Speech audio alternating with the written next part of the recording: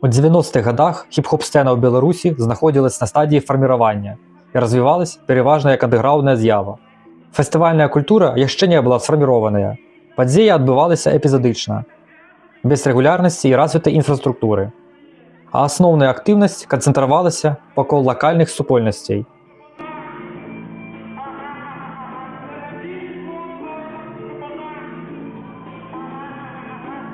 Адным з найбольш значных івентаў таго часу стаў фестываль «Крапіва-98», які адбыўся ў 98 годзе.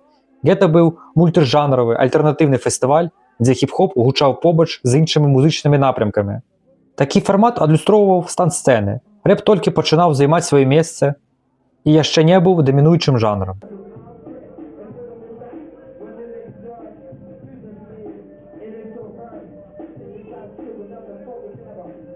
Фестываль сабраў значную частку нефармальнай музычнай супольнасці і стаў важнай кропкай кансалідацыі маладых выканаўцаў.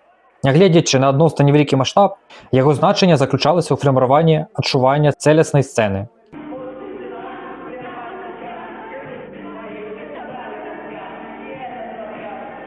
Напрыканцы 90-х, на пачатку нулявых, Мінску пачалі больш актыўна правадзіцца лакальныя хіп-хоп-івенты.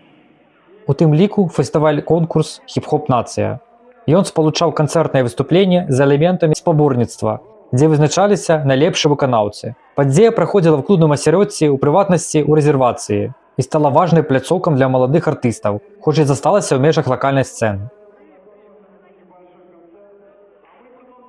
У цэлым гэты перыяд хіп-хоп-культура ў Беларусі развівалася праз клубныя выступлення, батлы і нефармальныя сустрэчы. Менавіта такія падзеі выконвалі ключавую роль у станоўленні сцэны, фактычна замяняючы маштабныя фестывалі.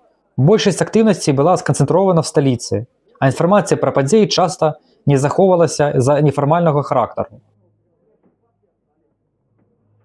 Такім чынам, «Крапіва-98» і «Хіп-хоп-нацыя» сталі важнымі этапамі ў развіцці беларускага рэпу. Яны не былі маштабнымі, але адыгралі значную роль у фарміраванні лакальнай хіп-хоп-культуры і аб'яднанні першых пакаленняў выканаўцаў.